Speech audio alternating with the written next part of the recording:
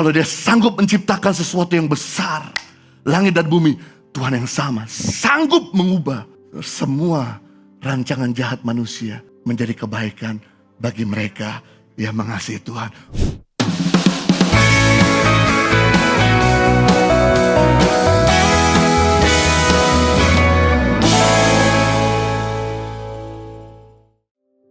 Tuhan kalau bekerja tidak pernah terlambat dan tidak pernah kecepatan.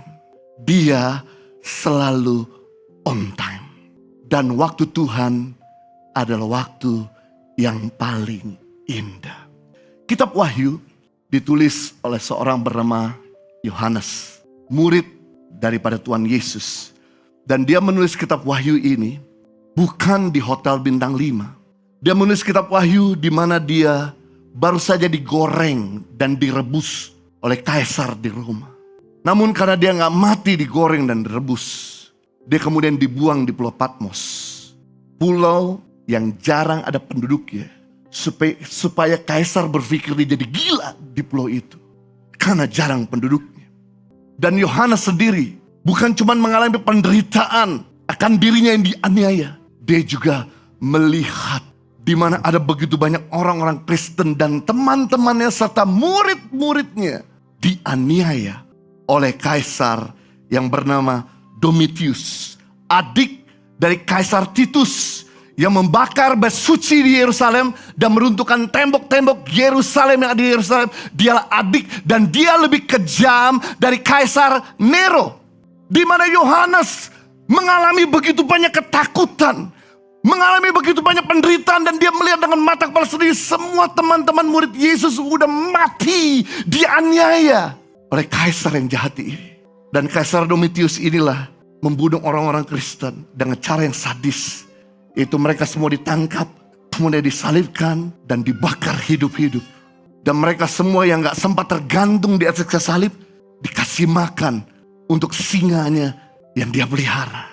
Bahkan Kaisar Domitius juga membunuh orang Kristen dengan menarik kedua tangan dan kaki orang-orang Kristen oleh kereta kuda, dibagi ke 4 penjuru mata angin sehingga tangan, kaki, dan perut pun terlepas dari mereka.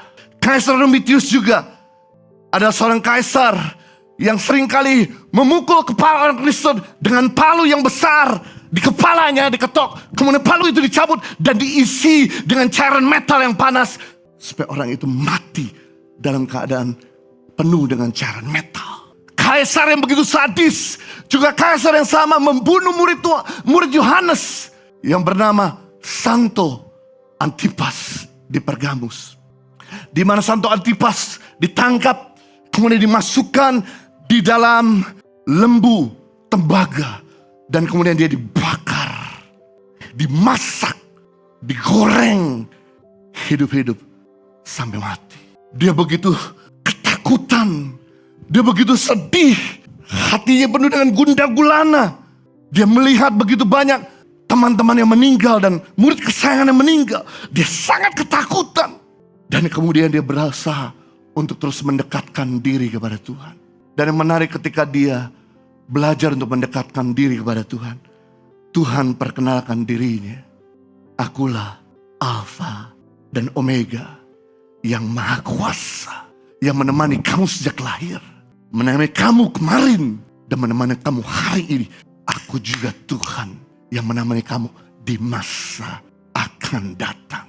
Inilah yang membuat Yohanes semakin kuat, karena dia mendengar suara dari Tuhan yang tidak pernah meninggalkan dia. Dan tidak lama setelah dia mendengar suara itu, kekristenan meledak dan kemudian menguasai Romawi dan menjadi salah satu negara Kristen terbesar yang ada di dunia. Pemeluknya adalah orang-orang di Roma.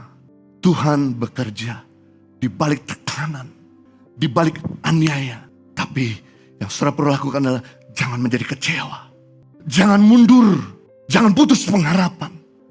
Berpeganglah, Dia Alfa dan Omega, yang gak pernah berhenti berpikir untuk kamu, gak pernah berpikir untuk bekerja buat kamu.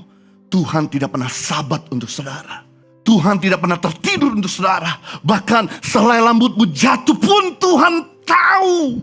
Karena dia begitu mengasihi. Kalau dia sanggup menciptakan sesuatu yang besar, langit dan bumi, Tuhan yang sama sanggup mengubah semua rancangan jahat manusia menjadi kebaikan bagi mereka yang mengasihi Tuhan.